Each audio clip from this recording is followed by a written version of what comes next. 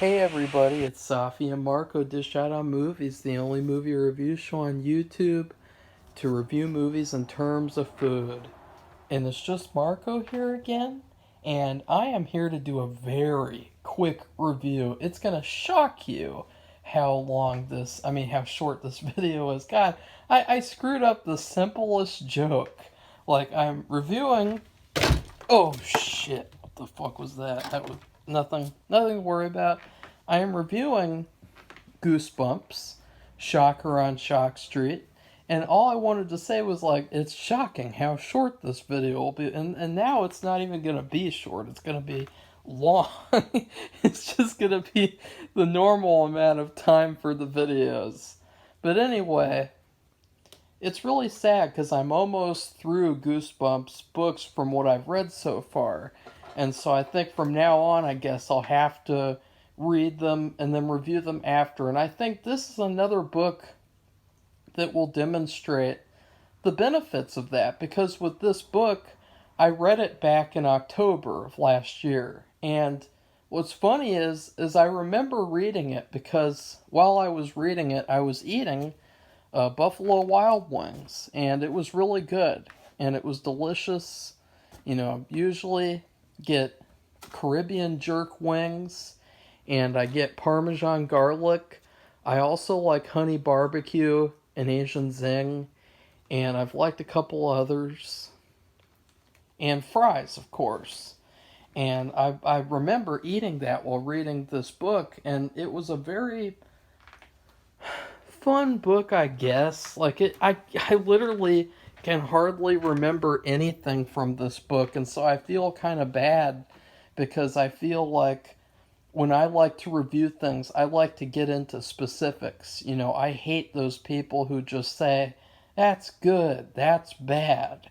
Like that's a terrible review. But this book, I would say the book it I don't know, like it's tough to say whether this is better or worse than the episode because the episode is not that great. Like both things are pretty mediocre. Like I just give this book a C.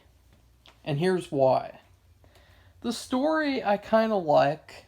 It seems though like a big missed opportunity for the kids to for this book to be about a Goosebumps themed park. And of course, you also have the book Horrorland. Welcome to Horrorland. That's another different park, but at least with that park, excuse me, sorry. At least with that park, the mythology and all the characters and story built around that park, it all makes sense, especially in the episode.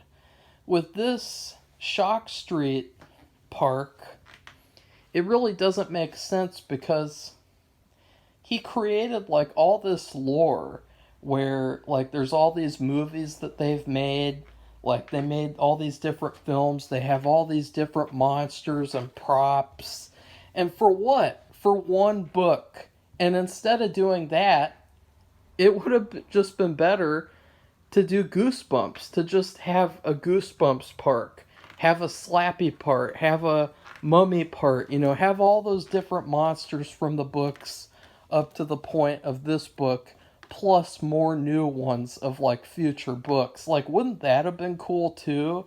Just imagine how cool it would have been if you were a kid and it would have been like a Marvel movie where a good Marvel movie where you see like all these monsters that'll be in future books and they're almost like scarier than the ones from before. Like that would have been pretty cool. Like you would have felt like you had intimate knowledge that a lot of other kids didn't have because you knew which monsters might be coming up next.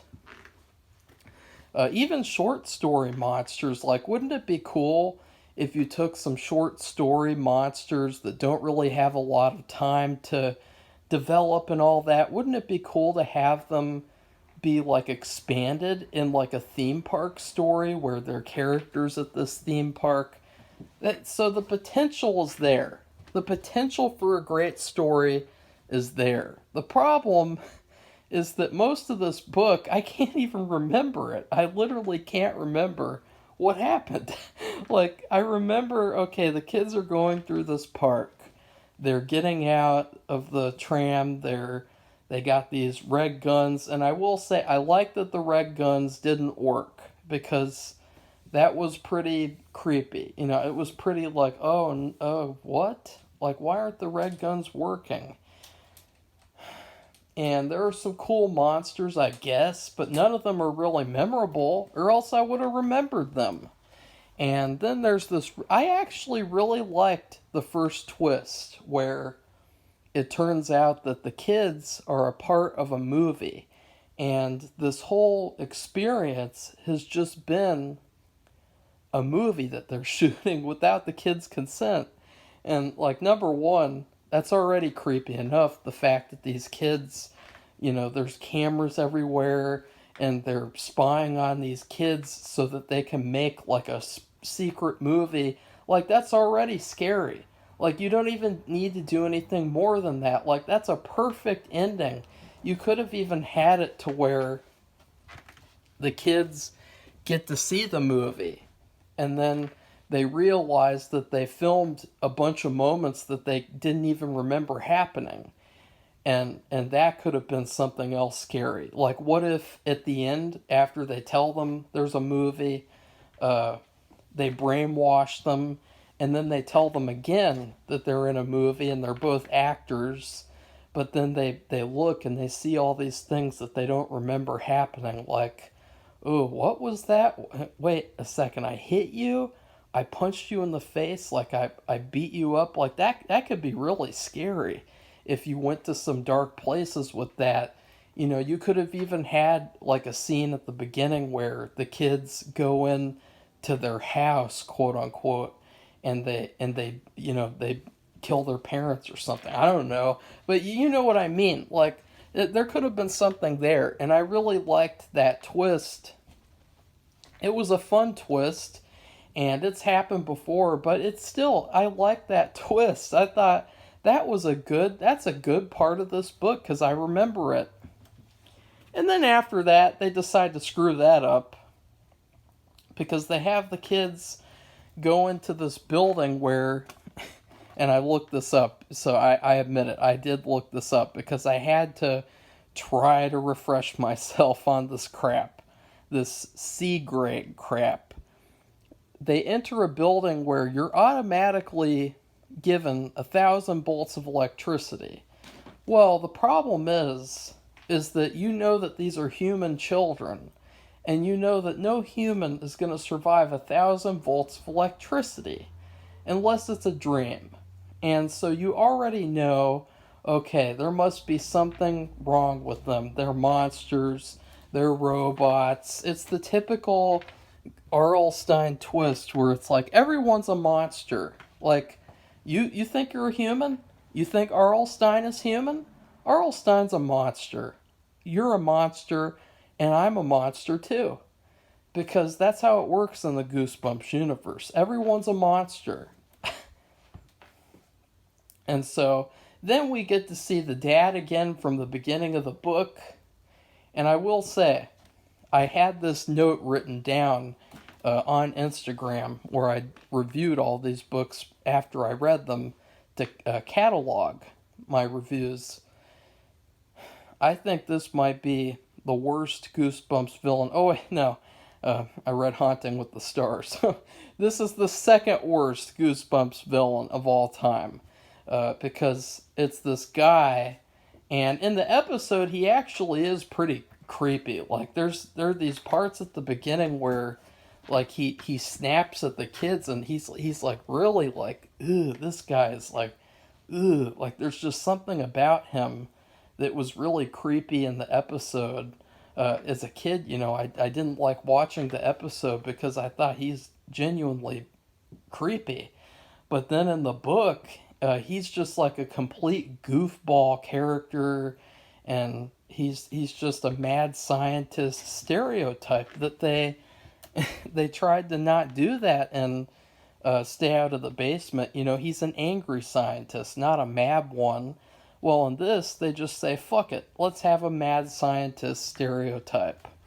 And it's the classic thing, the classic cliche in a Goosebumps book. If there is an inventor, if there is a scientist, and at the beginning they have a line that says, he can create anything. That is an automatic giveaway that they're telling you he can also create humans. Because they've done that for literally every fucking book where that's happened.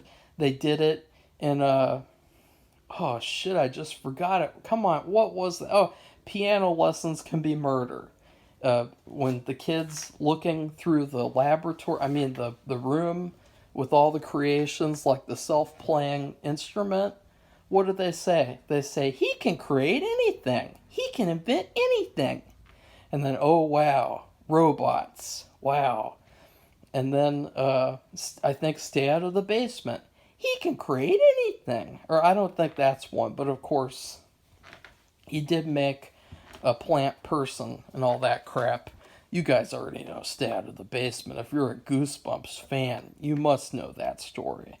So I would give this book a C, as I said. It's okay.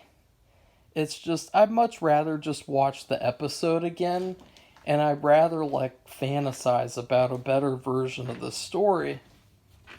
In terms of, I really think that this is one of the most mediocre Goosebumps books I've read. Even the bad ones, they're more memorable. So I would say that's a bad thing. But anyways, thank you guys for watching. Please like this video, comment. What did you think of Shocker on Shock Street? Did you like the twist where the two boring kids turned out to be robots? You already had a good twist. You had a good twist, R.L. Stine. You had a good one. And then you ruined it. You were like, yeah, we had a good twist. Okay, fine. We're going to add a second twist, and it's going to suck. Okay, that's what happened. And it pissed me off. I got to admit, the character, the villain, he was a goofball. He was a goofy, I have the ultimate power. And then the twist was stupid. So I was really mad at the end of this book. I think that's why I gave it such a low grade. I'm not a fan of this book, I gotta be honest. So anyways, bye everybody, see you soon.